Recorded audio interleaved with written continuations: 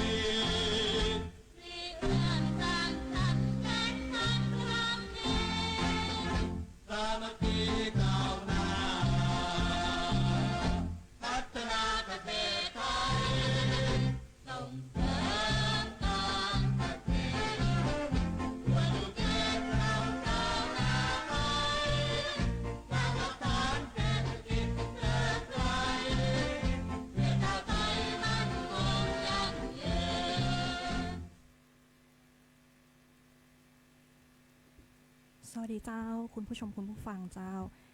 ตอนรับเข้าสู่รายการเกษตรสัมพันธ์นะเจ้าในวันพุธที่8กรกฎาคม2569นะเจ้ารายการเกษตรสัมพันธ์ของเฮานะเจ้าออกอากาศทางสถานีวิทยุกระจายเสียงแห่งประเทศไทยนะเจ้ากรมประชาสัมพันธ์นะเจ้าจังหวัดลำปางนะเจ้าด้วยระบบ FM 97 เมกะเฮิรตซ์นะเจ้าและอีกหนึ่งช่องทางนะเจ้าที่คุณผู้ชมคุณผู้ฟังสามารถติดตามรับชมรับฟังกับทางรายการเกษตรสัมพันธ์ได้ผ่านทาง Facebook Live นะเจ้าเพจสวท.กรมประชาสัมพันธ์นะเจ้าวันนี้นะเจ้าทางรายการเกษตรสัมพันธ์ของเฮานะเจ้าก็ได้รับเกียรตินะเจ้าจากแขกรับเชิญพิเศษของเฮานะเจ้าเดินทางมาจากอำเภอเมืองปานนะเจ้าเป็นประธานนะเจ้าวิสาหกิจชุมชนกลุ่มน้ำมอนแจ้ซ้อนนะเจ้าวันนี้ก็จะมาแลกเปลี่ยนนะเรียนรู้แล้วก็แลกเปลี่ยนในข้อความรู้แล้วก็แนะนำผลิตภัณฑ์ดีๆนะเจ้าให้กับทางแฟนรายการเกษตรสัมพันธ์ของเฮานะเจ้าได้รับข้อมูลข่าวสารกันนะเจ้าแล้วก็ท่านผู้ชมท่านผู้ฟังท่านใดนะเจ้าที่เข้ามาติดตามรับชมรับฟังทาง Facebook Live นะเจ้าบ่ได้ลืมกดไลค์กดแชร์นะเจ้าเป็นกำลังใจให้กับทางรายการเกษตรสัมพันธ์ของเฮาตัวนะเจ้าก่อนอื่นก็ขออนุญาตนะเจ้าให้ทางแขกรับเชิญของเฮาเนาะได้แนะนำตัวกับทางท่านผู้ชมท่านผู้ฟังนะเจ้ารู้จักกันก่อนเจ้าขอเชิญเลยเจ้าสวัสดีเจ้านางสาวสุทธิพรบุตรประสาเจ้าเป็นประธานวิสาหกิจชุมชนกลุ่มน้ำมอนแจ้ซ้อนเจ้ามีชื่อเล่นนะเจ้าพี่อ้อเจ้าพี่อ้อเนาะพี่อ้อน้ำมอนดีไซน์นะเจ้าเนาะหลายๆคนก็น่าจะคุ้นเคยนะเจ้าแล้วก็เคยพบปะกันบ่อยๆนะเจ้าเนาะพี่อ้อก็จะไปตามงานต่างๆไม่กับเจ้าทั้งในส่วนของโอท็อปเนาะแล้วก็หลายๆหน่วยงานนะเจ้าเนาะตีพี่อ้อได้ไปออกบูธร่วมกับเปิ้ลนะเจ้าเนาะในส่วนนี้ค่ะทางวิสาหกิจชุมชนกลุ่มน้ำมอนดีไซน์ของเรากลุ่มน้ำมอนเนาะกลุ่มน้ำมอนแจ้ซ้อนของเราเนี่ยเจ้ามีที่ตั้งอยู่ที่ใดนะเจ้าช่วยเล่าให้คุณผู้ชมคุณฟังได้รับทราบข้อมูลในส่วนนี้แล้วก็ขอพี่อ้อช่วยเล่าถึงกิจกรรมเนาะในส่วนของวิสาหกิจชุมชนของเราที่เราได้ดำเนินการอยู่ในปัจจุบันนี้หน่อยเจ้าเชิญเลยเจ้า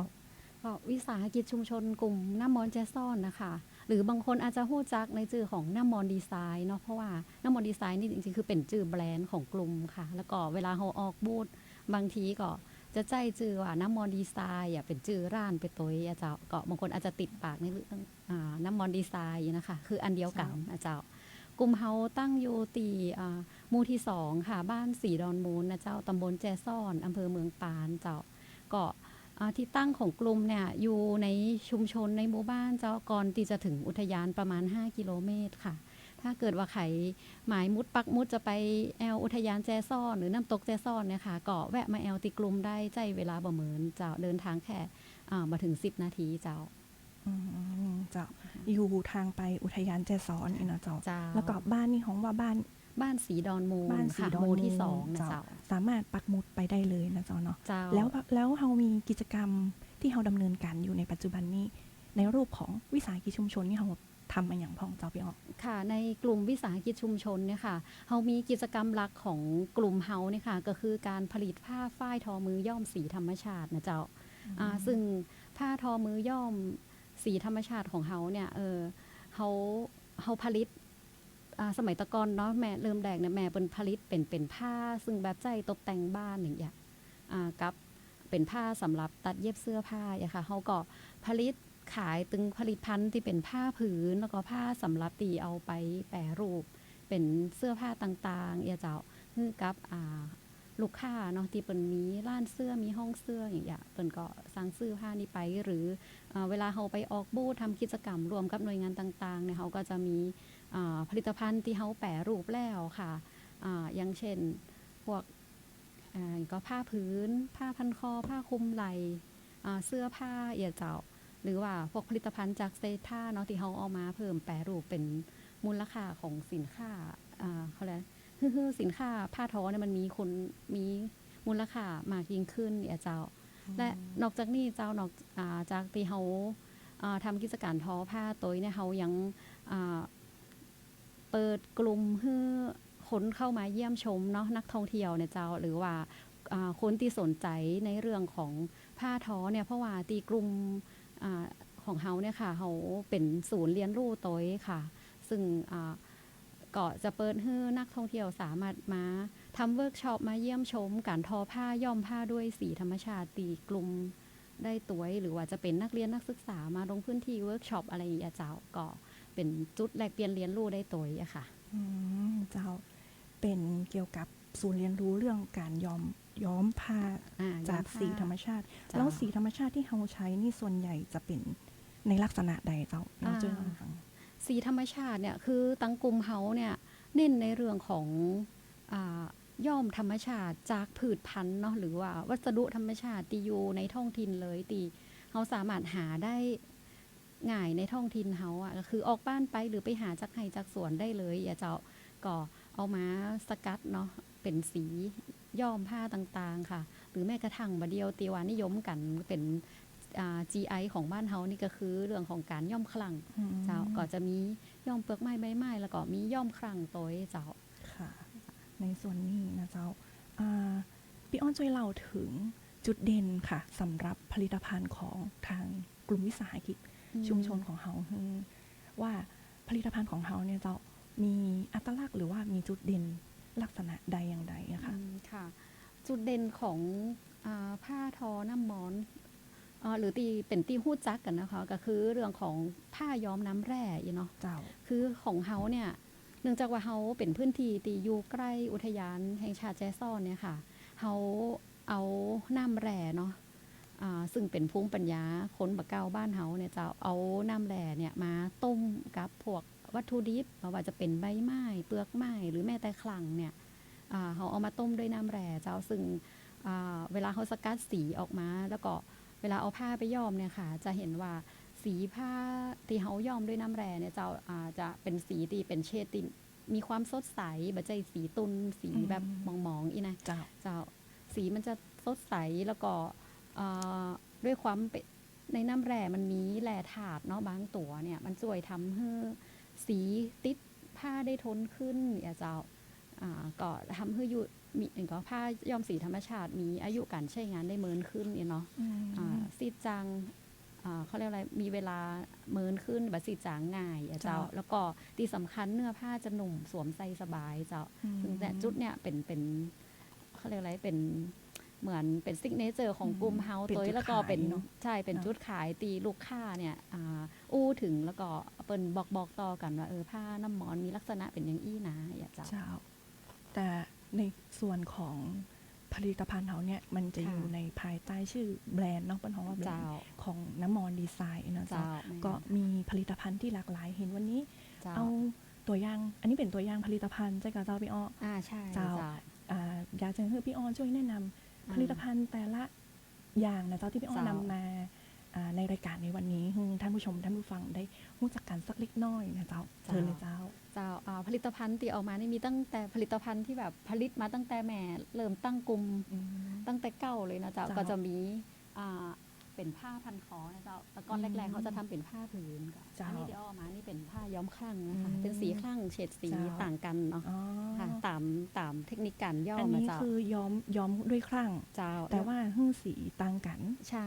ก็ยูตีมอแดนมันเป็นเทคนิคการย้อมของช่างที่เปิ้นย้อมเนาะเจ้าอันนี้บอกเทคนิคได้กับเจ้านิดๆหน่อยๆเนี่ยคือเฉดสีของคลั่งเนี่ยมันอยู่ที่ความเป็นกรดเป็นด่างเนาะค่ะเขาก็ต้องปรับสภาพน้ำของน้ำย้อมเนี่ยให้มีความเป็นกรดเป็นด่างตีเหมาะสมในแต่ละเฉดสีซึ่งอันนี้มันก็ขึ้นอยู่กับธรรมชาติด้วยนะอย่างรอบนี้เขาเคยใจสูตรอีก็อาจจะมาได้สีนี่เป๊ะ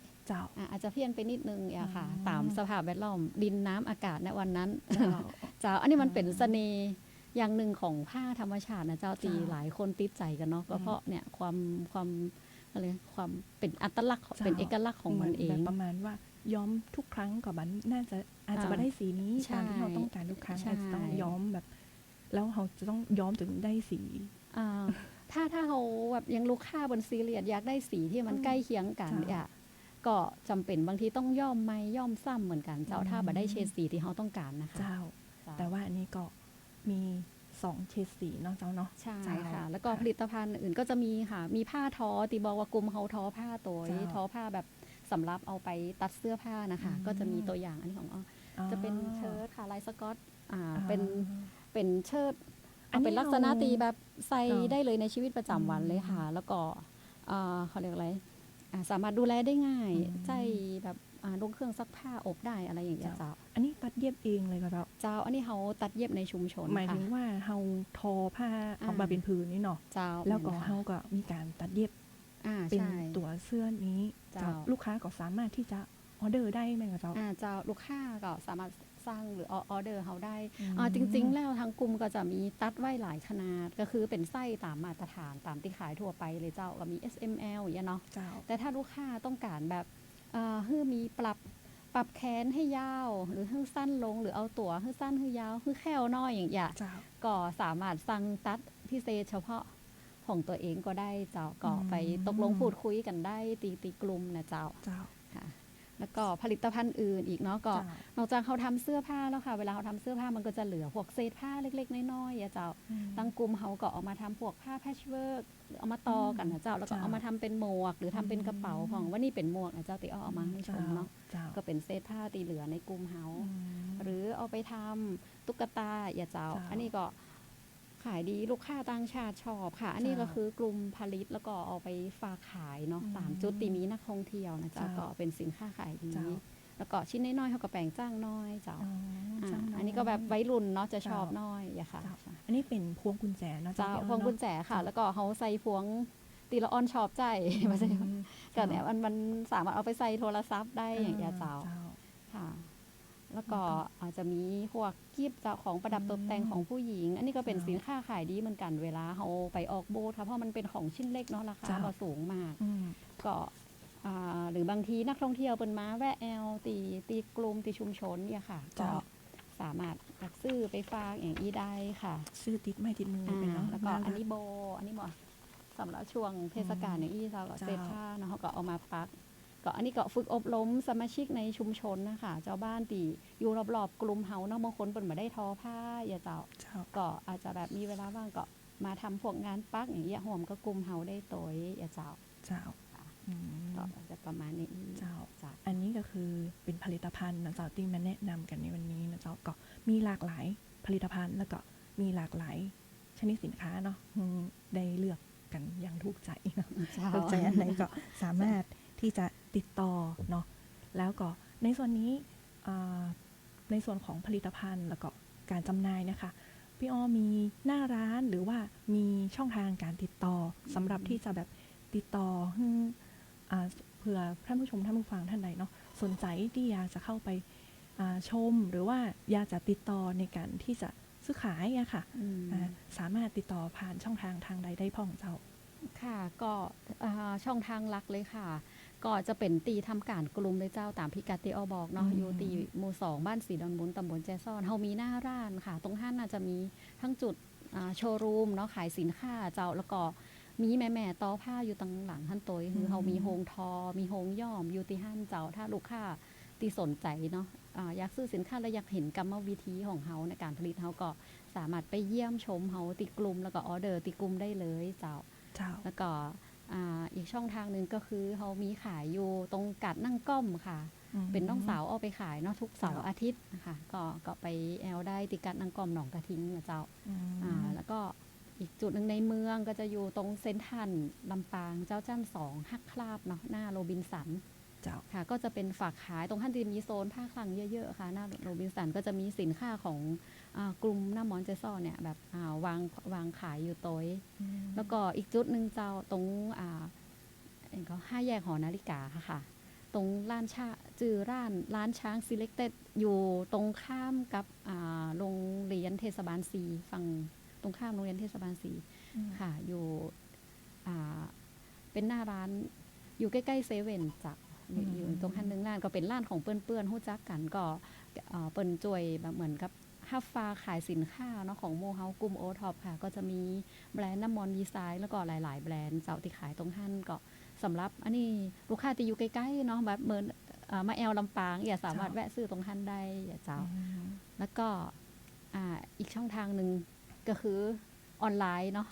ค่ะใน Facebook IG อย่างเจ้าหรือใครอยากพูดคุยสอบถามก็แอดไลน์มาก็ได้เพราะว่ากลุ่มเฮาเนี่ยมีหลายห้องอย่างเป็นไลน์ Official น่ะเป็นสามารถแอดไลน์เข้าไปคุยได้เจ้าก็ Facebook IG และไลน์เนี่ยค่ะสามารถเสิร์ชหาได้โดยใจจื่อน้ำมอนดีไซน์เนี่ยนะเจ้าเป็นภาษาอังกฤษเนาะ NAMMORN แล้วก็ดีไซน์หรือจะพิมพ์ว่าน้ำมอนดีไซน์ผ้าย้อมน้ำแร่แจ้ซ้อนอีกก็ได้เจ้ามันก็จะขึ้นมาใน Google เวลาเขาเสิร์ชเจ้าแล้วมันก็จะมีแบบลิงก์ให้เนาะเป็น Facebook เป็น Instagram เป็นอย่างเจ้าก็เข้าไปเยี่ยมชมหรือไปอินบ็อกซ์ไปคุยไปสอบถามได้เจ้าพี่อ้อก็เป็นแอดมินคนเดียวเนาะค่ะตอนนี้พี่อ้อเป็นแอดมินอยู่คนเดียวบางทีลูกค้าตักมาแบบว่าบ่ได้อ่านไงเขาเมาย่าการอยู่ก็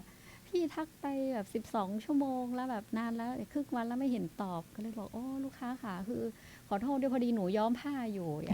ลูกค้าก็อึ้งไปเลยลูกค้าว่าอ้าวก็เข้าใจว่าเขาเหมือนเป็นแอดมินที่คอยแบบต่อเพจขายของเขาบ่ใช่เขาแบบทำทุกอย่างขายเนาะท่านประธานนะแล้วในส่วนนี้ค่ะเราเป็นประธานวิสาหกิจชุมชนกลุ่มน้ำมอนแจ้ซ้อนตัวเนาะเจ้าในส่วนของวิสาหกิจชุมชนตรงนี้ค่ะก็สมาชิกเราปัจจุบันนี้มีอยู่กี่ท่านนะเจ้ามาเดียวนี่ประมาณ30 คนเจ้า30 คนเป็นผู้ชาย1 คนอยู่ในนั้นเป็นแรงงานชาย1 คนใช่ใช่มาไปเจ้าแล้วก็ในส่วนของวิสาหกิจชุมชนตรงนี้นี่ปัจจุบันนี้เราได้ดำเนินงานในส่วนของวิสาหกิจชุมชนนี้ไปในแนวทางหรือว่าไปในลักษณะใดต่อไป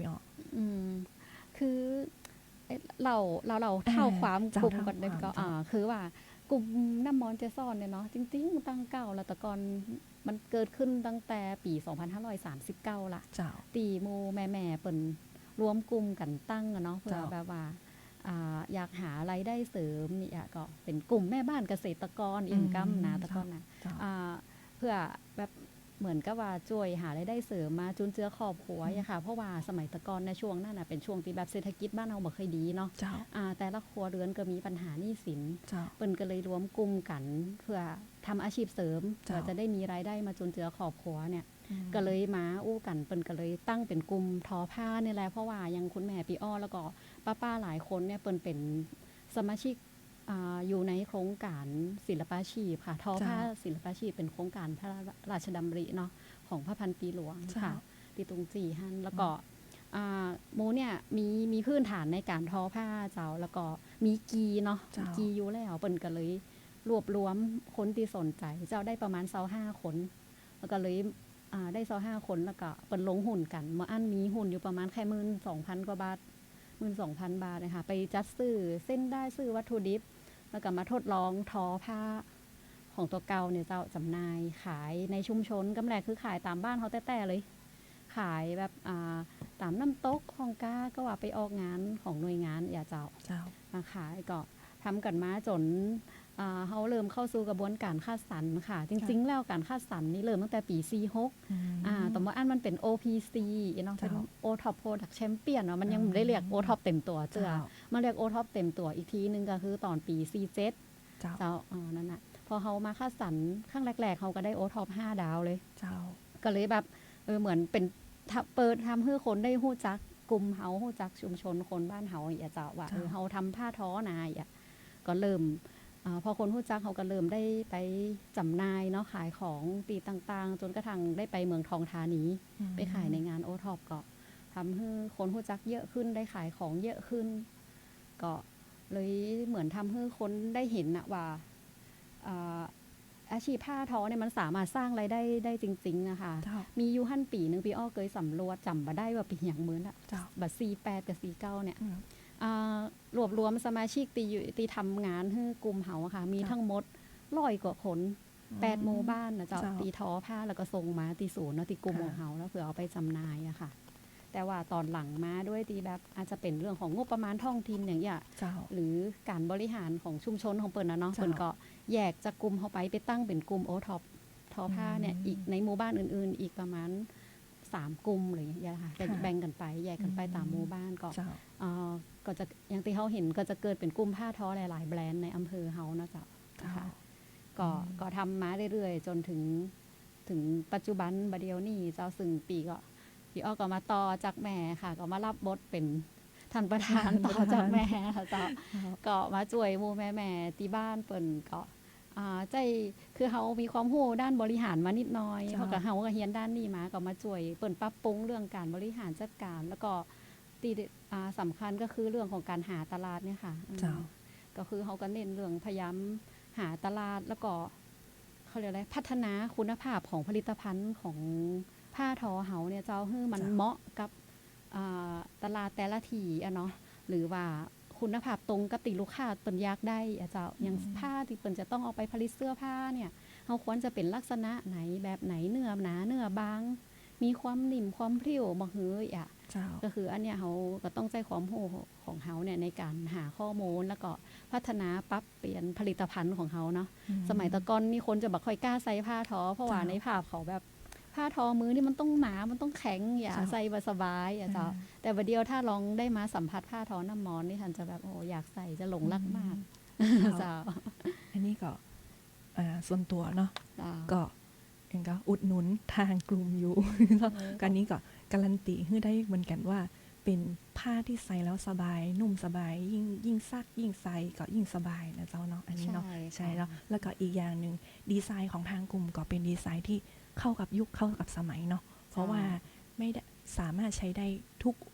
กโอกาสนะเจ้าเนาะแล้วก็มีหลากหลายแล้วก็เหมาะกับทุกเพศทุกวัยนะเจ้าเนาะเจ้าในส่วนนี้นะคะ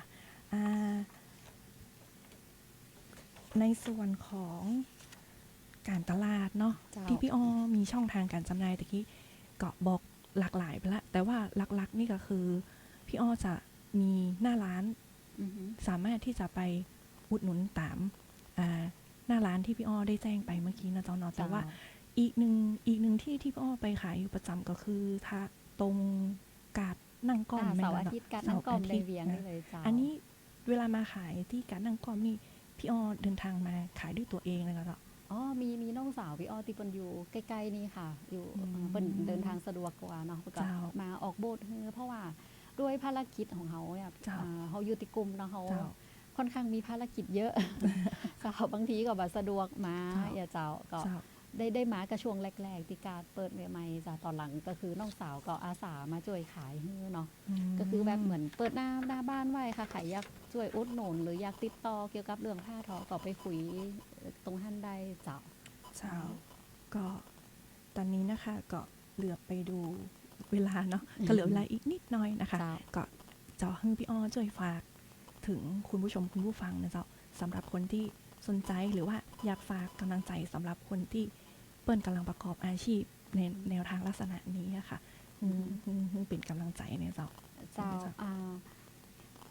อันนี้สำหรับเปื่อนๆเนาะที่เป็นกลุ่มโอท็อปหรือกลุ่มวิสาหกิจชุมชนดีกว่าหรือแบบใครที่อยากจะมาทำงานกับชาวบ้านที่เป็นแบบงานชาวบ้านเนี่ยค่ะก็ขอให้กึดว่าเขาทำแบบยังไงอะ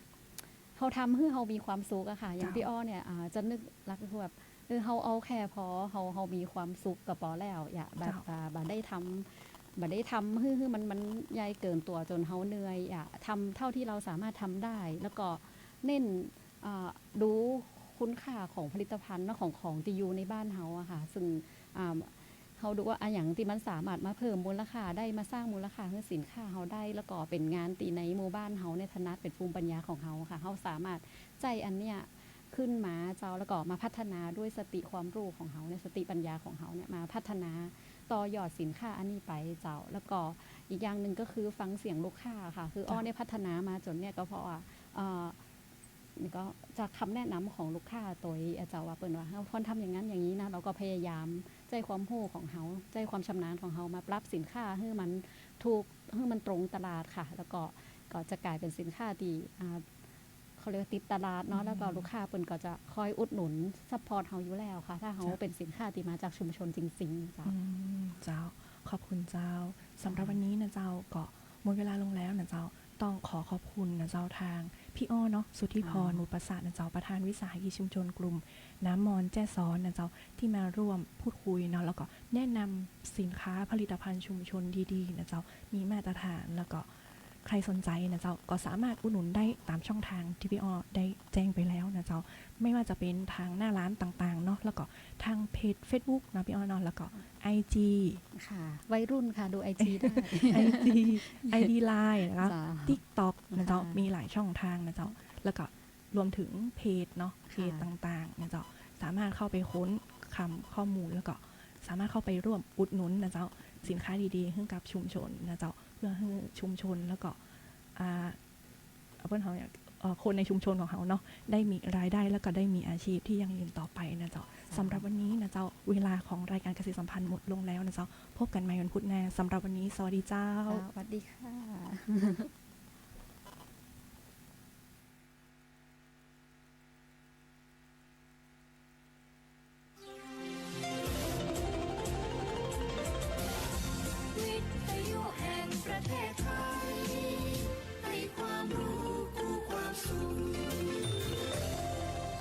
ที่นี่สถานีวิทยุกระจายเสียงแห่งประเทศไทยจังหวัดลำปางทำการส่งกระจายเสียงในระบบ FM ความถี่ 97 เมกะเฮิรตซ์ จากนี้ไปเชิญติดตามรับ